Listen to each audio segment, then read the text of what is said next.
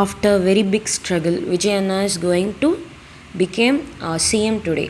முதலமைச்சர் ஆஃப் தமிழ்நாடு அப்படிங்கிற இடத்துக்கு விஜய் அண்ணா வர போகிறாங்க.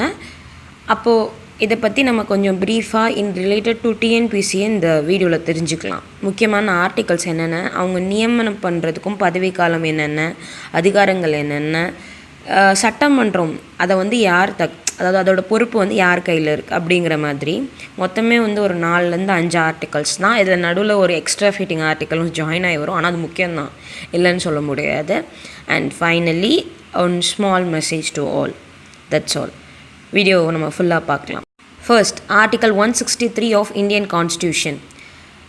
சீஃப் மினிஸ்டருக்கு பதவி பிரமாணம் யார் பண்ணி வைப்பாங்க அப்படின்னு பார்த்திங்கன்னா நம்ம கவர்னர். அவங்க சீஃப் மினிஸ்டருக்கு மட்டும் இல்லை, சீஃப் மினிஸ்டரால் தேர்ந்தெடுக்கப்பட்ட ஒரு சில அமைச்சர்கள்.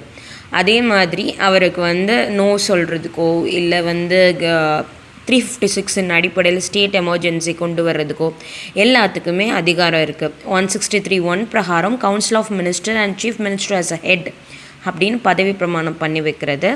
ஆர்டிக்கல் 163(2) கவர்னர் டெசிஷன்னா is a decision shall be final. அவங்க எடுக்கிற டெசிஷன் தான் ப்ரொசீட் பண்ணி போகும். அண்ட் ஆர்டிக்கல் 163(3) ஜுடிஷியலி அதாவது ஜுடிஷியல் அட்வைஸ் இருக்கும், பட் ஜுடிஷியல் ஜட்ஜ்மெண்ட் ஃபைனல் கிடையாது. Article 164 other provision as a ministers in state. மினிஸ்டர்ஸ்க்கு என்னென்ன ப்ரொவிஷன்ஸ் இருக்குது, அப்பாயின்மெண்ட் ஆஃப் மினிஸ்டர்ஸை பற்றி பேசுகிறது ஆர்டிக்கல் 164 ஆஃப் 1. கலெக்டிவ் ரெஸ்பான்சிபிலிட்டி, இங்கே தனிநபர் கிடையாது, மொத்தமாக எல்லோரும் தான் பொறுப்பு. இதை சொல்கிறது article 164 for 2. Oath of office and secrecy, பதவி பிரமாணம் எடுத்துக்கிறாங்கல்ல, அது 164 3. சைஸ் ஆஃப் மினிஸ்டர்ஸ் எவ்வளோ இருக்கணும் அப்படின்னு பார்த்திங்கன்னா, நம்ம இதில் 243 இருக்காங்கன்னா அதில் 15% தான் மினிஸ்டர் ஆக முடியும். எல்லாருமே மினிஸ்டர் ஆகிட முடியாது. இப்போது நம்ம விஜய் சாரோட கட்சியில் 108 எம்எல்ஏஸ் இருக்காங்க. அந்த எல்லாருமே மினிஸ்டர் ஆகிட முடியாது.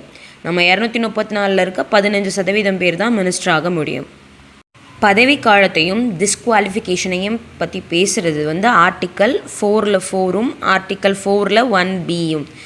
6 மந்த் ரூலில் நம்ம எம்எல்ஏவே இல்லாத ஒருத்தர் எம்எல்ஏங்கிற இதில் பொறுப்பேற்றுக்கிட்டு 6 மாதத்துக்குள்ளே அவங்களோட பதவியை ப்ரூவ் பண்ணலாம். எலெக்ஷனில் காம்படேட் பண்ணி, பை எலெக்ஷனில் காம்படேட் பண்ணி.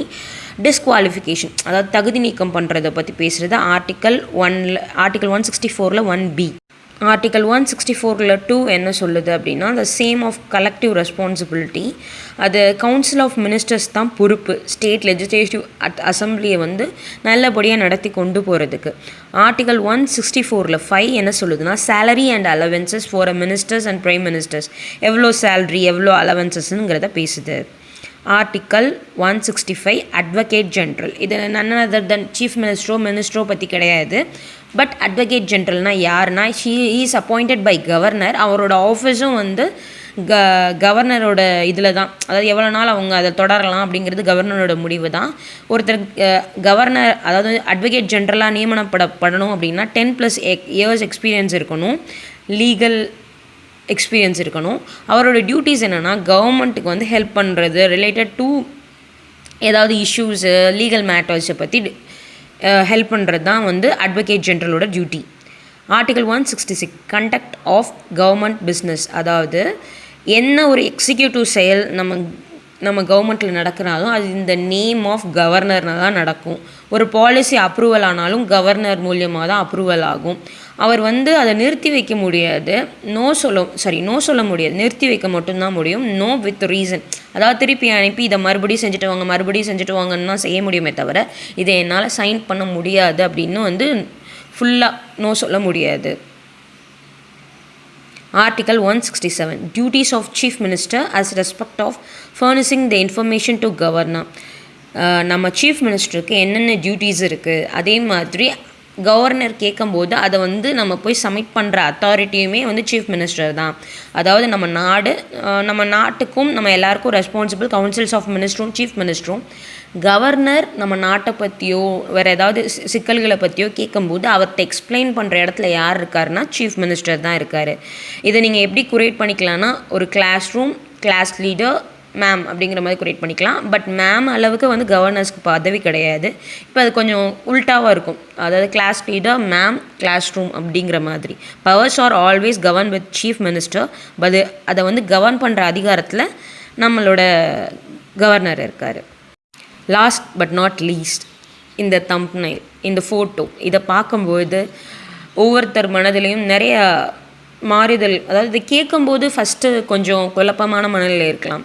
பட் இப்போ ஒரு ஒரு 10 days அவர் ஃபைட் பண்ண விதம் இருக்குல்ல, ரிசல்ட்லேருந்து பாஸ்ட் 1 week 4லேருந்து இப்போ 10 வரைக்கும் ஒவ்வொரு நாளும் ஒவ்வொரு அப்டேட் லைக் மூவி அந்த மாதிரி இருந்தது. But after fight he is going to become a CM of அவர் தமிழ்நாடு. மாற்றம் ஒன்றே மாறாதது. நல்லதை நடப்போம். ஒரு மாற்றம், ஒரு இளைஞர்களால் ஏற்பட்ட இந்த மாற்றம் வந்து நம்ம நாட்டை நல்ல விதமாக எடுத்துகிட்டு போகும்னு நம்புவோம். நல்ல நல்ல திட்டங்கள் மூலியமாகவும் கரப்ஷன் லெஸ் ஆகவும் சாதிய பாகுபாடு இல்லாமையும் நடக்கும்னு நம்புவோம். எப்போவும் சொல்கிறது தான். இந்த வீடியோ பிடிச்சிருந்தா லைக் பண்ணுங்கள். உங்கள் ஃப்ரெண்ட்ஸ் யாருக்காவது இந்த வீடியோ ஷேர் பண்ணி விடணும்னு நினைக்கிறீங்கன்னா ஷேர் பண்ணுங்கள். மறக்காமல் நம்ம சேனலை சப்ஸ்கிரைப் பண்ணுங்கள். அப்போ தான் யூடியூப் அல்காரிதம் இந்த மாதிரி ரிலேட்டட் கண்டென்ட்டை உங்களுக்கு உடனே வந்து கொண்டு வந்து சேர்க்கும். மனம் நிறைந்த நன்றிகள்.